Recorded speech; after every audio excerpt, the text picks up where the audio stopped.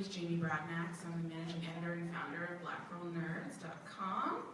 And it's an online community that comprises of a website, a podcast, YouTube channel, very large and interesting social media following. We do live tweets and all types of fun things on Twitter. And I also go to mini cons across the country and talk at panels like this one. And we have meetups as well. So yeah, I've been doing that for about 5 years now. Hi guys, I am tweeting. My name is Monique, and I work for Black Girl Nerds alongside Jim and some of these other ladies up here and do movie reviews and comic reviews and sometimes just general commentary on Black community and the queer community. I also work at AfterBuzz TV where I do after shows. If you guys watch Talking Dead, it's essentially that with a bunch of shows. My favorite one is Working Black. How you doing? My name is Valerie. Complex. I am a writer. I write for Black Girl Nerds in addition to other websites. I've written for The Nerdist, IGN, Geek and Sundry. My own website will be coming back. It's called Anime Complexion. I'm complete anime trash. And the website talks about, we talk about cosplay and anime from a diverse POC perspective. And that's always how I try to keep my writing. And I'm also on Rotten Tomatoes. Hello. My name is Kayla. I am here representing Geeks Out. And if you're unfamiliar, Geeks Out is a nonprofit, and our aims are to basically increase safe spaces in the geek world and geek cons and so forth for queer geeks. So we do a lot of sponsoring of events like this. Yeah, we have a big social media presence. We have a website where we do all kinds of writing on pretty much any and everything that's queer related and related to geekdom. And I'm also a contributing writer for Geeks Out. Hey, so let's go ahead and jump right in. So what I want to know is what were your entry comics? What were you first reading? And did you notice a lack of diversity instantly, or did that come with adding more comics to your collection? I actually was super late bloomer. I also host a show called Comic Book Exchange on Instagram Online where we talk about comics. I'm a newbie. I started reading comics in 2009 when I was in college, and my roommate was like, I can't believe you don't read comics. You watch all the movies and all the TV shows. My introduction to the comics world was Batman the Animated Series as a kid, and I was like, this is awesome. Where are people that look like me? And then I kind of never got that. And then as I started collecting comics, I started with Batman and the DC universe, and it became pretty clear that like aside from Storm, we're kind of like on the peripheral. I found Rocket much later in life, and I was like, okay, well, this is my girl, so I'm still waiting for her to get a solo series and be amazing and kill it. For me, it was the X-Men. The X-Men animated series on Fox is what did me in. So much so, they actually had a comic book called X-Men Adventure. Do you guys remember that? I bought those comics, and obviously seeing Storm was everything to me. So she was definitely my gateway into comic books. But yeah, it grew from there. I was an Archie reader. I mean, I think a lot of us that started in comics got into Archie because it used to be like at the grocery store, the checkout counter, you get the Archie book. But yeah, just seeing Archie comics, X-Men, then I got into other books like Excalibur, which was like a team that had some of the X-Men members in it based in the UK. And I started reading comics when I was 9 years old, and I've always kind of been a fan of those, of that subculture. My mom used to drop my brother and I off of at the comic book store, and she'd just go shopping for hours, and we would just be there just reading her comic books, and we'd take some home. And I also played with the comic book trading cards that they had, and I would trade cards with friends. So yeah, I've been a long time reader and fan of the books since I was a kid. X-Men was another gateway for me, but I used to, be heavy into watching shows, and I used to collect like trading cards. I had holograms, and I'm still bitter that my mother out. But really, I didn't start reading comics until I was in college. My friend handed me a DVD and was like, here, read this.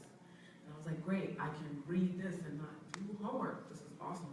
And the first comic that I officially ever read was V for Vendetta, which is like a graphic novel, I guess.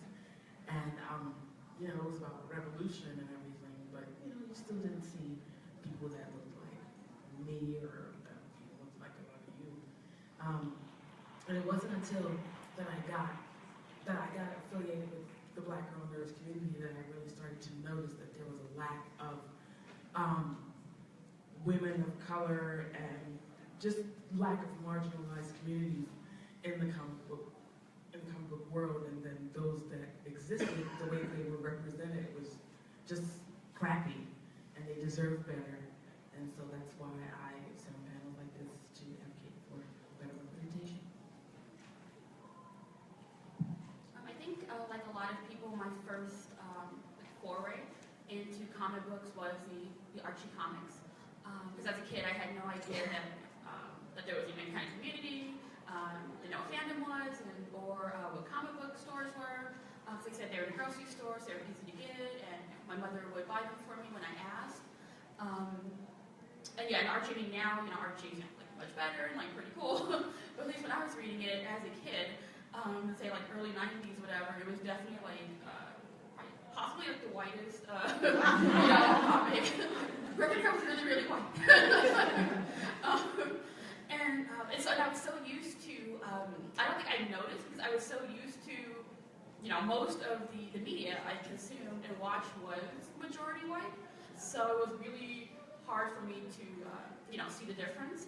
And then I got into X-Men and I think I got into the cartoon first, like X-Men cartoon, and also Batman cartoon, and I was hardcore into Batman Beyond. The cartoon was like 2 seasons, and it was like, you know, the worst. That was like canceled. I was like, can't write more Batman Beyond fanfiction now. Fanfiction never dies.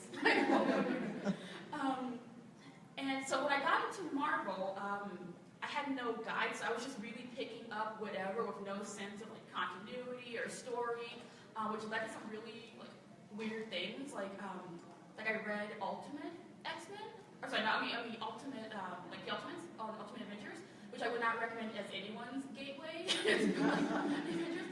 And I was like, oh my god, all these people are tools. I hate like you know Captain America, and now I'm complete Captain America trash. I have Captain America tattoo. And I was like, can't remember there was a time I thought Captain America was like not cool and like mean.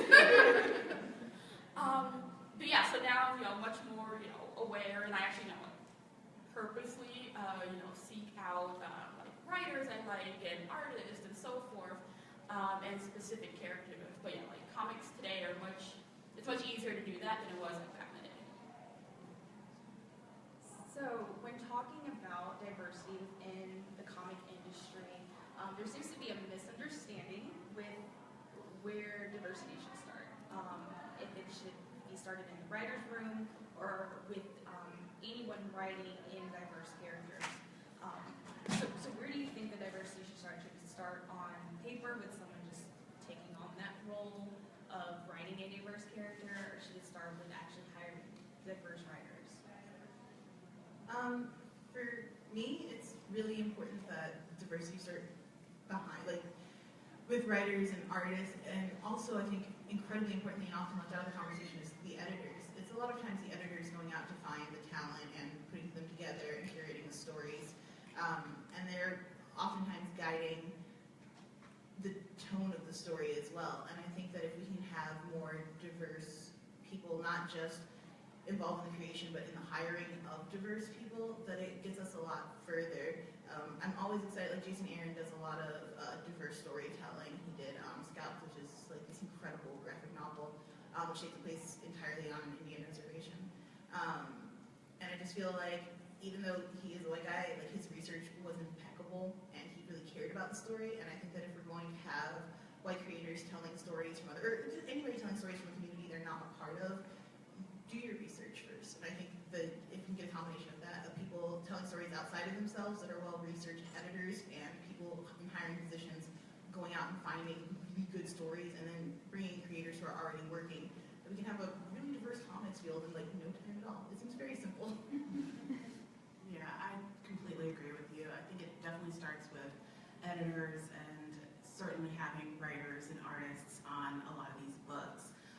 The fact that Storm is finally being written by a Black woman for the first time ever is very much a very interesting thing. I mean, Yona Harvey, I'm very excited for her. She's going to be doing the Black Panther and Crew book, and the fact that Storm is being written by a Black woman for the first time is just crazy to me. But I see that Marvel is making strides, and that's excellent. World of Wakanda, if you have not read that already, get your life. Get your life. I mean, Black queer women in a book that is so fully fleshed out, and it's a complex relationship, and it's not a trope. It's just so beautifully well done, and being written by a Black queer writer.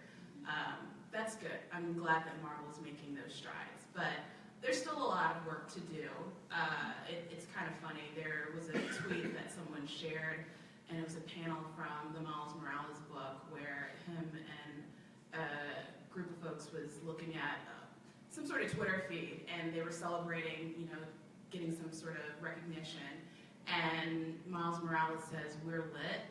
And I thought that was kind of funny because it's not "we're lit," it's lit. You know, Miles is not wasted with his friends right now in that context. So like things like that, I think maybe we need to have some folks in the room of color to correct on that. And then also on a more serious note, Brian Michael Bendis, who you know is the creator of Miles Morales, there was a very kind of colorblind moment where Miles Morales says that he doesn't want to be known as the Black Spider-Man. And I just think that right now, things like that is a little bit tone deaf, because a lot of us want to be recognized for our Blackness, for our queerness. And I think that it's okay to feel empowered by your identity and not to be colorblind, because honestly, colorblindness can be a very dangerous thing to wander into.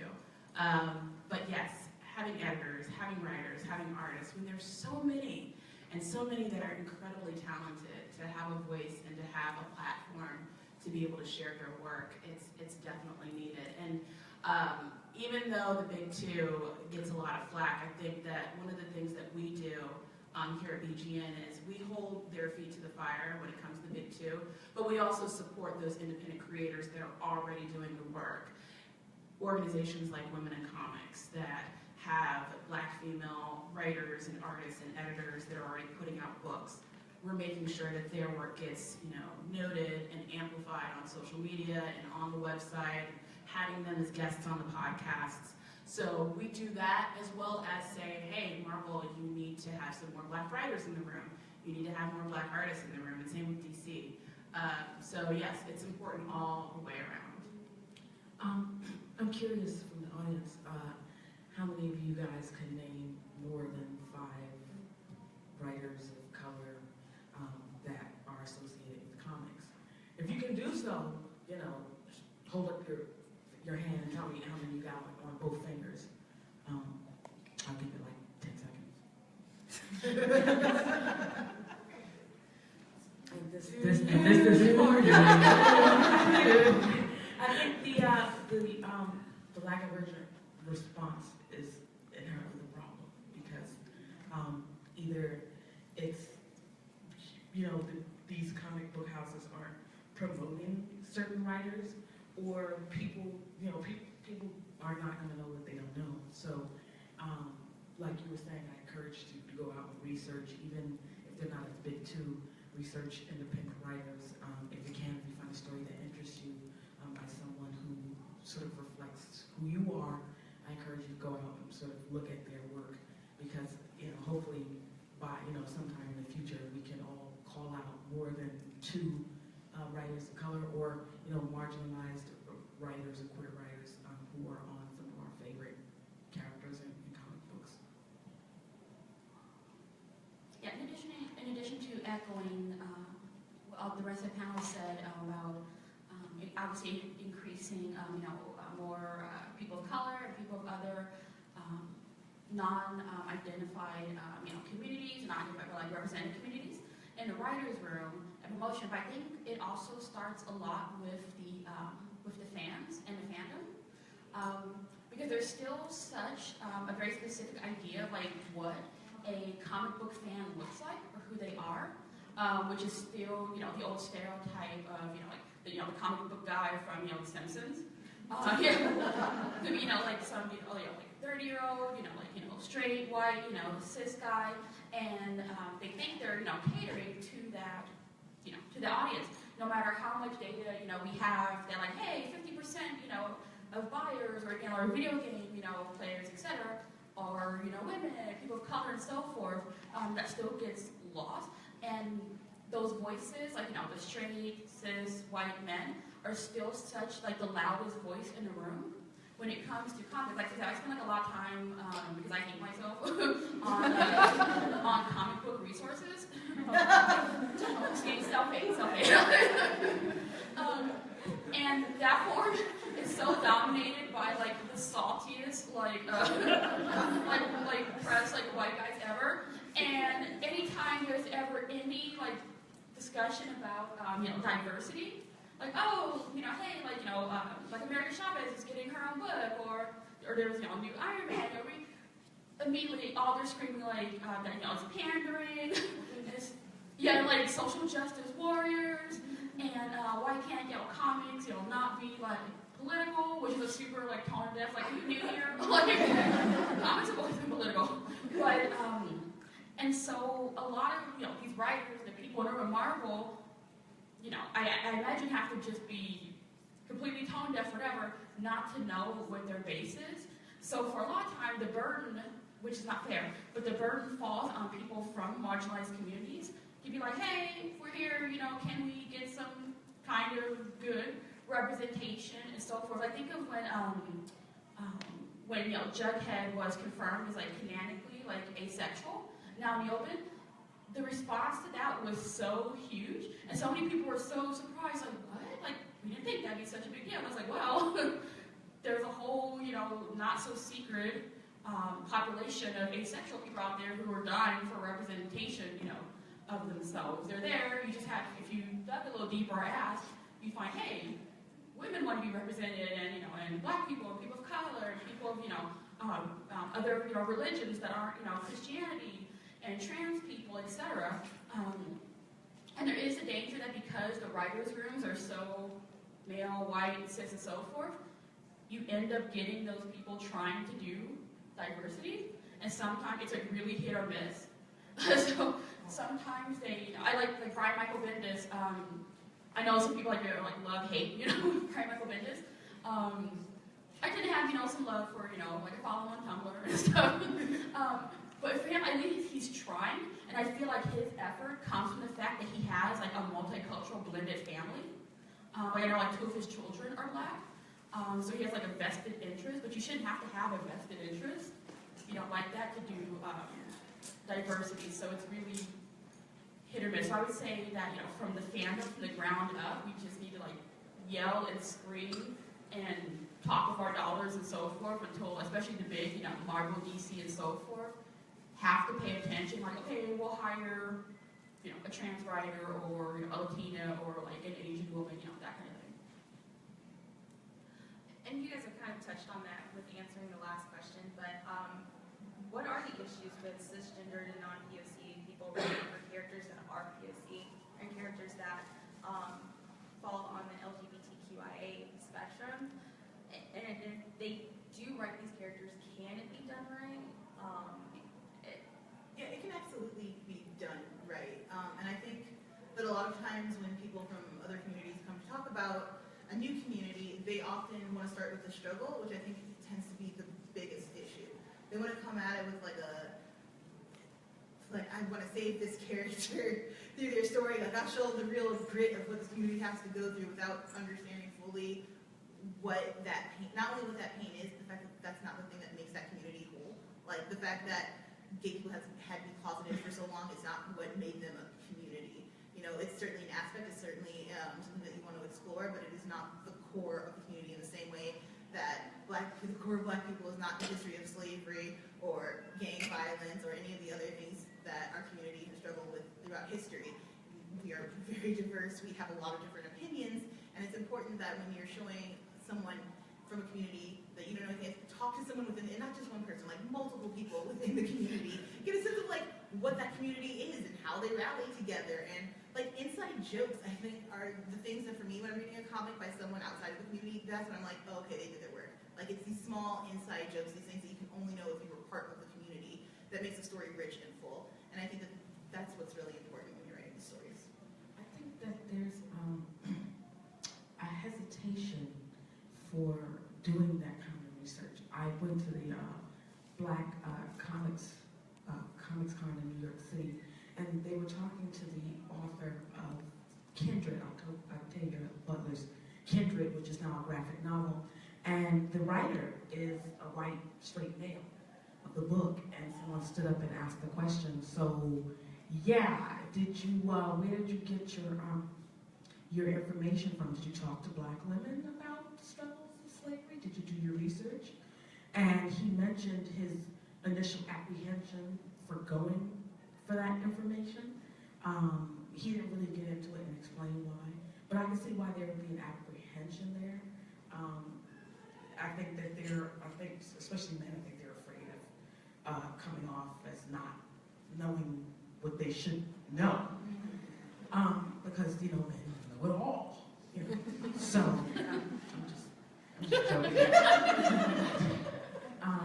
It's almost like sort of asking for directions. Like, I know where I'm going, I'm going to go.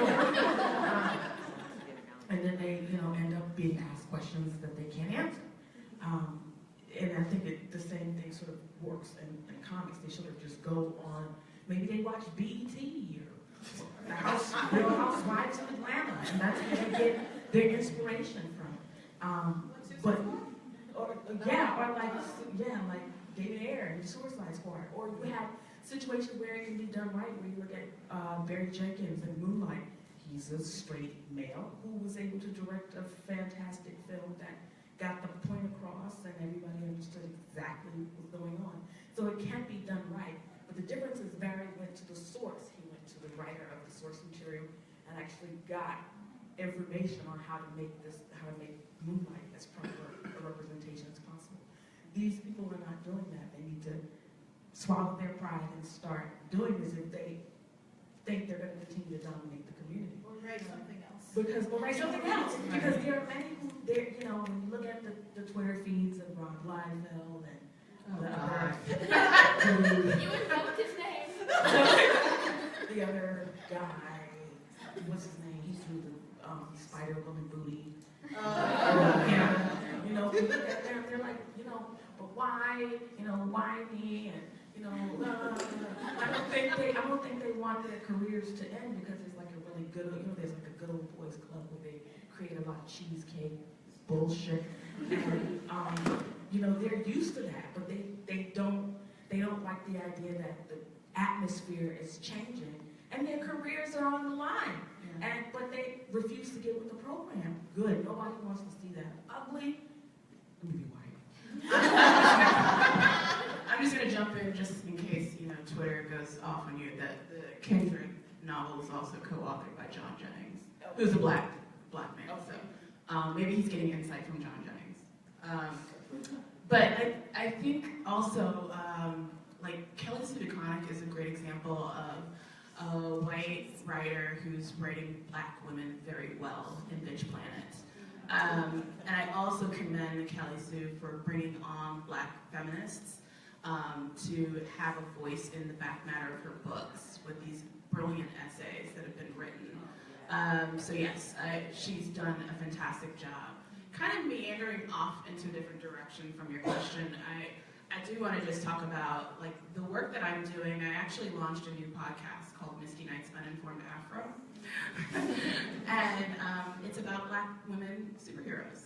And I think what I've found in the feedback from people so far that have been listening to the podcast is it's very refreshing for them to hear about these stories of all of these Black female characters that have been written by white men, cisgendered white men, that for the first time they're hearing a Black woman's perspective on these characters. And they're learning more about these women in details in ways that they haven't been able to capture in comics. And these are women that have been written about for 40 years plus. We did an episode about Storm. We did obviously an episode about our namesake Misty Knight. And the fact that they're hearing these stories about their origin, about their character development, and they're just like, I've been reading comics for years, but I didn't realize this about a certain character is it's a really cool thing to get this kind of feedback. So I really hope that for a lot of us that say, hey, we're not seeing ourselves represented, that we kind of take ownership and go, you know what, we're going to create our own, and we're going to analyze and scrutinize characters that we've loved that have may not been written so well in the past, and dissect their stories and present their stories in a way that hasn't been quite done before. And I even think Marvel themselves are kind of like looking at what I'm doing, because Marvel tweeted out a story about Misty Knight all of a sudden after the podcast launched. And when Luke Cage came out, I didn't hear anything about Misty Knight from Marvel. So it's good. I'm glad folks are paying attention. I'm glad that light is being shed, and that hopefully Misty will get her own movie. Misty will get her own book. Her own spin-off Netflix series. Yes, a Daughters of the Dragon will happen, yes. So yeah, I just wanted to add that that taking ownership is incredibly important. Yeah, I think it's also important that a creator has to act authentically and genuinely want to get it right. They, there are priorities behind it, and they want to put out, a good book that people in the community they're portraying actually go, okay, that's legit. And I'm thinking of Joelle Wilson. She's the writer of Ms. Marvel. And, Ms. Marvel, title character, is a teenage, first-gen Pakistani Muslim girl. And Joelle Wilson, she is Muslim, but she's American white woman. So, no immigrant experience, not Pakistani and so forth. And I think the biggest compliment to her in that book is that when I showed my my Desi and Bengali, and Muslim friends, they were like, oh my God, they're like, this is so funny. And like I said, there was all these inside jokes, and there's Arabic interspersed, at least from what I've known, from my Muslim, South Asian, community friends that I've been friends with, for decades.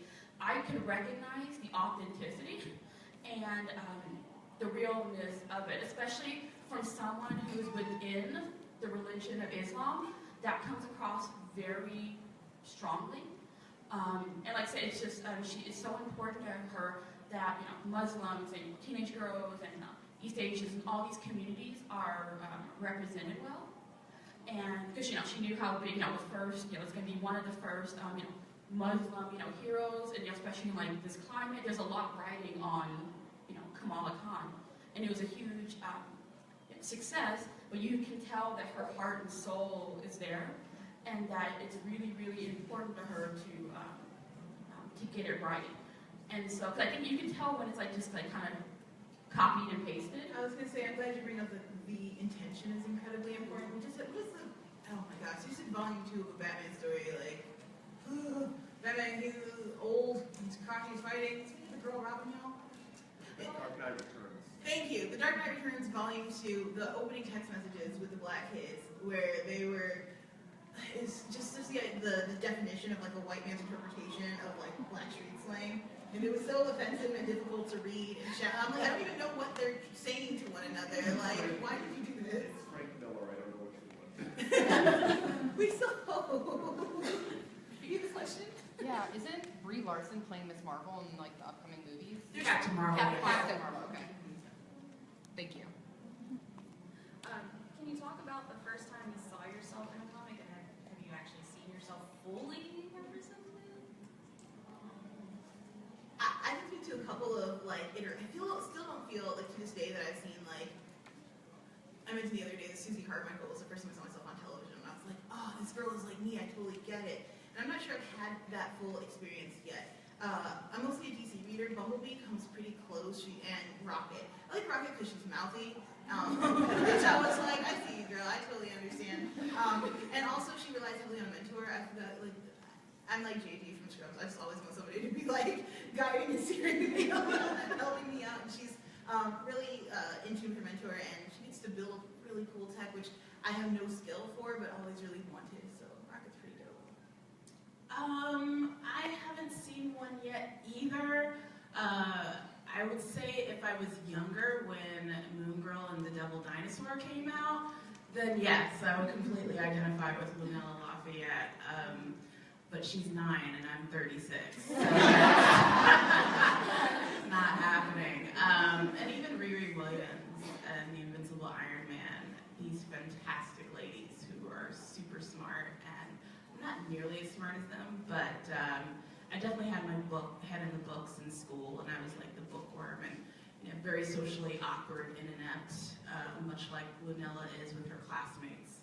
So I definitely see a lot of my younger self in those women, but I would love to see like a Black Girl Nerd book with with women that are sort of my age, like millennials and older. Like a girlfriend superhero comic book. Yeah, something like that. So that would be fantastic. I mean, I definitely first saw myself in Storm just for like identity, for like optics, Yes. just seeing a brown girl with running stuff and in cartoons, and again, like she's the reason why I got into comics, and that's why that's so important to see yourself in comics, because I don't think I would have gotten into them had I not seen Aurora Monroe. So yeah. I can say for myself, no, but for in cases like Moon Girl, my niece is 10 years old, loves her. Trying to get her to cosplay. Moon Girl, she's kind of just like her. She acts just like her too. Because your kids are like me. No, I'm just kidding. But one of the, I'm going to say for myself, no, but one of the stories that I remember recently that I thought was really cool was a story by Martin Millar called Miles Per Hour. And since I grew up poor and around a lot of drug addicts, Miles Per Hour pretty much is, there's a drug that's out on the street that gives people the powers of speed, meaning they can run from downtown New York to Harlem in under a minute. And, if you've seen people on drugs, they think, yeah, I can't measure it out. But I mean, if you've seen how some people act on drugs, you would think they could, pick up a Mack truck and throw it. And I know it, I'm trying to make it sound funny, but it's a pretty bleak picture of what it's like to be someone on drugs in a poor neighborhood and trying to find a way out. And here it is, they have the power of speed, so now they can run from the cops, and now they can steal things, and that's just more of like a story that I could relate to as opposed to like a character, because I think the stories are also important when it comes to relatability as well. Because if you put, if you put like a black character in a certain atmosphere and it doesn't make sense, then we're not going to be able to connect to it. So the story along with the characters has to be there. It has to all click. So. I think for me, like, Storm was the first character. But again, it was just like aesthetics, just being a black woman. And I love Storm. She's one of my top 5, favorite, X-Men characters. But I'm nothing like Storm. We have nothing in common. We're not goddesses, no. I think the only person that does that is like Beyonce. She's Storm. Yeah, Everyone else is Beyonce. I'm not that serene. I'm not like the leadership quality. So yeah, when I think of all my identities, no, I can't think of a character, that fits. I feel like where I would fit, if they created a black, queer, super geeky character, and then put her on the Young Avengers team, because I'm Young Avengers trash. The second run, which I love because the pop culture is straight on. They did their homework, even though the writer stuff were the grown ass men, but they just that book had such a teenage, accurate like sensibility, and with social media. But that's a team I would fit into. I would be like a young Avenger. And yeah, I don't see very many like Black women like me in much of any pop culture. I mean, especially growing up, like the struggle was so real. So, you know, as being like, you know, a Black girl, I grew up in like South Central Los Angeles, and I wasn't into any of the things really that like the other like Black kids around me were. And I was like endlessly like ostracized for it, or you know, said I was trying to be white, you know, and that sort of thing. So if I had actually been able to see like a geeky bookworm, you know, who's young into, you know, like you know, pop music and that kind of thing, that would have been like everything to me, because I felt like completely like, you know, alone until I was actually, you know, much older and adult. I'm like, okay, like there are people like me. Like when I discovered, you know, Black girl nerds, I was like, I was like, my people, it's actually called Black girl nerds. My family, my place. But that's like a couple years ago. So, and yeah, and I'm, you know, 36 too. So for the first, you know, 30 years of my life, that would have been awesome sauce. I have a good question. Do you guys, for me, because I was trying to think, like, as we're sitting here talking, you guys are telling, like, what you do relate to. It occurred to me that maybe we're not seeing ourselves because Black women are often portrayed, especially in comics, as, like, endlessly strong. Like, when we talk about, so, like, Storm is boss. Like, this is no shade to Storm. But she's, like, calm, but she's also, like, a dope fighter, but she's also, like, a leader, but she's also, like, a great, like, one-on-one teacher. There's almost nothing Storm can't do. And while that's really cool, it's not at all realistic. And the more I think, like, even, like, the girls I'm really excited to see pop up in comics, like Rocket, like, there doesn't seem to be a limit to what she's able to do. And I feel like maybe we don't get to see, like, you know, soft or very sensitive, or even, you know, more, like, in physical appearance, more butch/masculine, like, women. And they exist and they're out there. And I think it's kind of, it is endlessly frustrating to know hundreds of people, literally hundreds of people, hundreds of Black women specifically, just with giant ranges of personalities and life decisions and makeups, and only have one portrayed to us over and over and over again. I'm really glad you mentioned Dinosaur, because she's like her little Afro puffs. She gives me all of the life. I really hope that, you know, I don't know if we have any like super younger viewers in here, but if that character really touches, can you like talk to me about it? Because I really want to know like how seeing, you know, somebody who is sensitive, who is socially awkward, who wears Black skin, and how that kind of touches it. Do you guys feel like there's a character out there that encompasses who you are specifically? Anybody? Raise your hand. If you know She's pointing somebody to it right that here. like,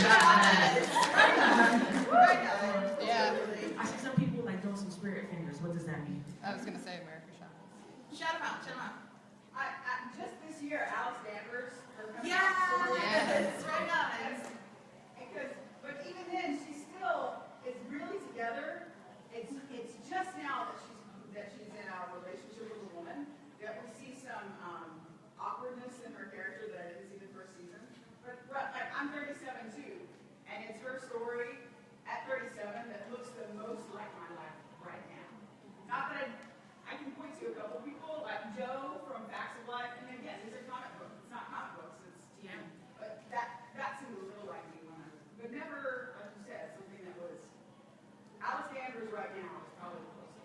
But at 37, that's what I heard. Anybody else? Yeah. I'd say actually Waverly Herb. Waverly. Yeah. Right on, right on. So I was dating a guy and I realized it was like, crap, this girl's pretty. What you got?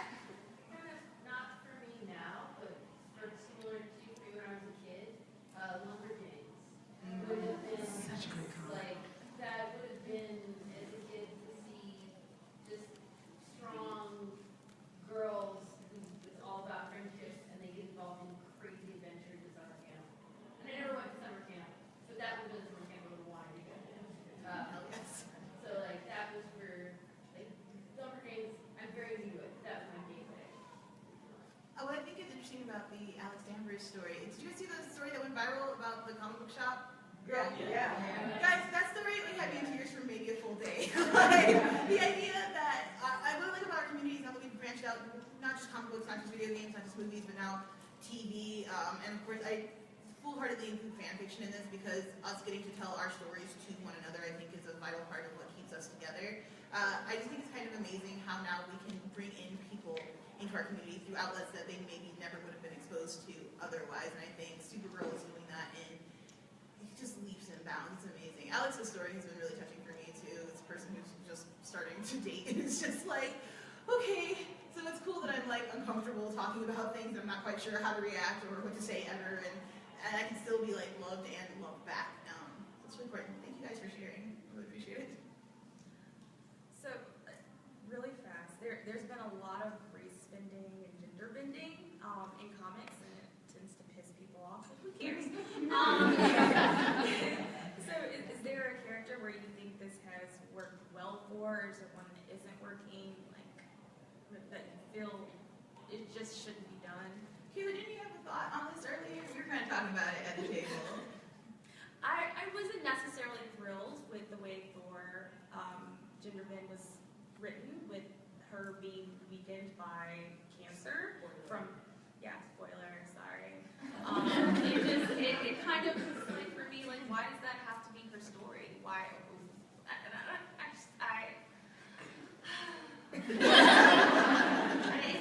It just bothered me because it's, that's how men work.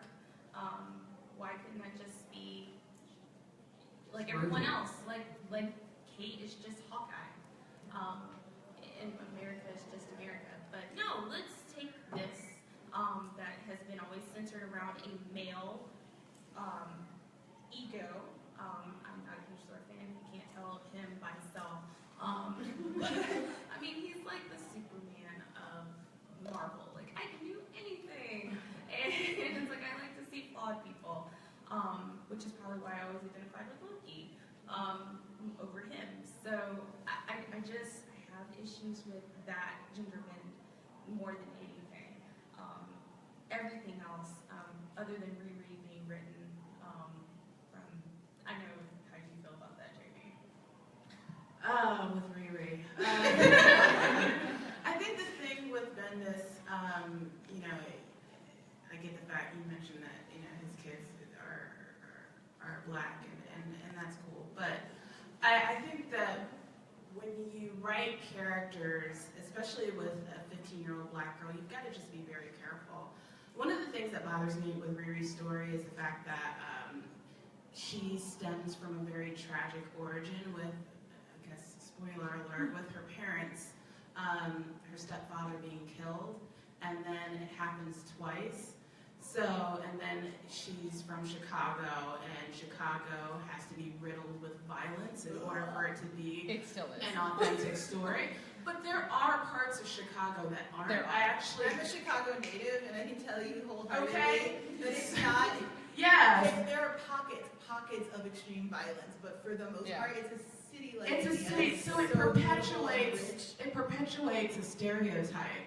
And I did a recording on this on the podcast coming up, and Stephanie, my co-host, she's from Chicago, and she talked about that exactly, that there are pockets that are safe, and that it's not this, place just filled with violence. So, that's the part of Riri's story that I just don't like, is that she's got to be relegated to this really tragic superhero story, which, quite frankly, like the orphan hero story, how many times have we seen that, Dad? We did the same thing with Miles, and Miles coming from a single-parent home. I'm like, well, not all Latins come from a single-parent home, but okay. Miles didn't come from a single-parent home, right? Do you have mom and dad? And the Ultimates. Spoilers? Go for it. We've been spoiling all Right at the end, in the middle, when he's still in the Ultimates universe, his mom does die. Yeah. Okay. And there's this whole thing, but now that he's in the regular Marvel universe, it's back to two parents. Oh, But okay. so the changing back and forth, and like the turmoil with that, I didn't necessarily care for either. But, And you guys have a gender-bent character that you think is problematic for any reason in particular, or, kind of like the issues expressed here that you think? I don't have a problem with it, but I do. Can everybody hear her? I don't have a problem with gender bending or race bending at all, but I do think that we should have our own original characters for us. Yes. original Latino characters. And my problem with most gender-bending, race-bending stories is that, like, oh, it's temporary. So, like, don't worry, fanboys. Like, we're just giving them a taste, something they can enjoy for now, and then they can get off our backs about it later. Are you talking about Sam Wilson? I'm talking about all the time. It's like, don't worry, like, the world will go bad. Like, it's not permanent. I don't need you to stress. It's cool. And that's kind of why I gravitated so hard to Miles Morales. Like, I haven't found a woman that represents me, but man, Miles isn't, like, for my, like, younger self. Like, just fully. Like, just a kid who's like, I want to do really well in school, and I want to really impress my parents, and I also, you know, want to try to save the world. Which is, like, a naive, very childish thing to think, but it's also beautiful and kind of amazing. And while I think there's definitely been steps off the path for his story, for just getting to read him, like, it fills me with so much joy to see Miles Morales in the costume. But you also gotta, there are original characters out there, but you gotta put your money where your mouth is. Exactly. Thank you. And you gotta go out and support it. I love going into the forums, and they're like, create original characters, and I'm like, yeah, so let's list off how many you're supporting, and then it's like dead silence. It's like, you know, you can't tell me what to do and then be hypocritical. Put your money where your mouth is. There's, you know, Moon Girl was, I guess it was being threatened with cancellation because it wasn't selling or something like that, and then it turns around and Black Panther is like #1 for April 2016. So people, they know where to go and they know how to get it. They just need to support it and shut up and stop complaining and actually pay the money to get the comics so that they can be popular and they can stick around, and they need to be more vocal. Hey, you know, maybe you could give us 2 Thors, since they give us a whole bunch of events every year. Why don't you just write something where there's, you know, we got 2 or something, something other than, you know, just retconning everything like it never happened. You know, like the rebirth with DC, Dr. Manhattan comes in, and the New 52's gone because the world, you know, Dr. Manhattan erased 10 years, you know, nonsense. So sorry about that, Anyway, 2 years. So just remember to, you know, put your money up and support. Did anyone have any questions? No. Be shy, guys. Yo. From a creator standpoint, when you're building a world and you want to make the diverse world and everything, and you're doing, you know, cultures and things like that, in your opinions, do you think that it would be better to make a world that that mirrors our world, or one that you just kind of make it your own and you just kind of pick things that you like from different places? I think it really depends on the story that you're trying to tell. For example, if you guys have attended any of the YA panels here, you've probably heard them talk about the fact that we've got these readers now, making sure that when you're representing a culture that it's accurate. We've seen a lot of talk on Twitter with people writing books where they're basically just picking up a culture and giving it a new name and saying, like, look at this thing I created. I think if you're going to go really hard into fantasy, I think you should make a new culture. Like, don't pick up a culture and then be like, oh, I stole like little things from it and now it's new. It's not new. You just ripped it off and you didn't give credit to the culture that, you know, created all these beautiful things, all these stories, all these traditions. We call that macadamia. So. Yes, it's not good. It's not a good look. But I think that if you're telling a story here and now in the present, or even sometimes in the past, like, God, what is that show? Timeless. I love what Timeless is doing. Timeless gets to literally change the past. It's got their Black character, we got so nervous. It's like, he says Black man into the past every week. Like, that's dangerous. Don't do that. But they lean full into it. Like, they know that it's dangerous for him. They have a plan in case things go bad. He's got to do things that you wouldn't necessarily want to do, but he also gets to learn history, like the Lone Ranger episode, which is just thrilling and amazing and wonderful to watch. So I really think it depends on what kind of story you're trying to tell. I would say that the most important thing as a creator is don't rip off another culture. Don't give it a new name. Don't try to spice it up, and don't talk about it if you don't know about it. Anybody else have any questions? Webcomics are where diversity really is within comics at the moment. So what webcomics would you recommend? Ooh, good questions. Octopus Pie is amazing. It's wonderfully diverse, and it's so good, guys. And it's so many years. There's so much content for Octopus Pie. Definitely check that out. Really old comic, but still available for free. Written by someone whose name escapes me right now. Archangel, which is like a future, and it's teens, and it's dystopian, and some of the best art you'll see in web. This is when my comics were just getting started. I think you've been here for like 3 years. Wonderful stuff. My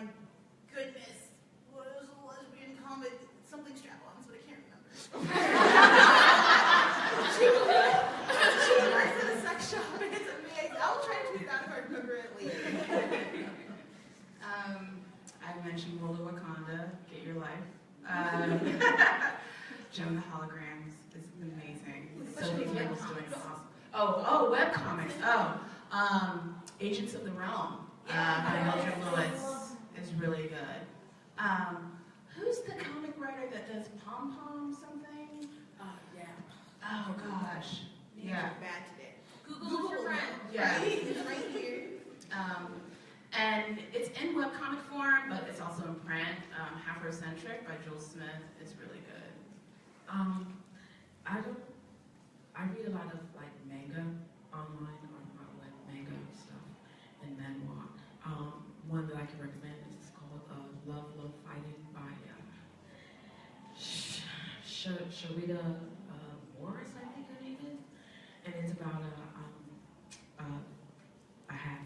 she's half black and half Korean, and she lives in Korea, and she has a Korean boyfriend, and it's really interesting. So I would check that out on the web, and you can actually, if you follow me on Twitter at Valerie Complex, just one word, I'll tweet out some suggestions if you're interested, or you can stop by the Black Girl Nerds booth for more recommendations if you're interested. We'll be there, or you can stop over at Geeks Out. What's your booth number again? 206. 206.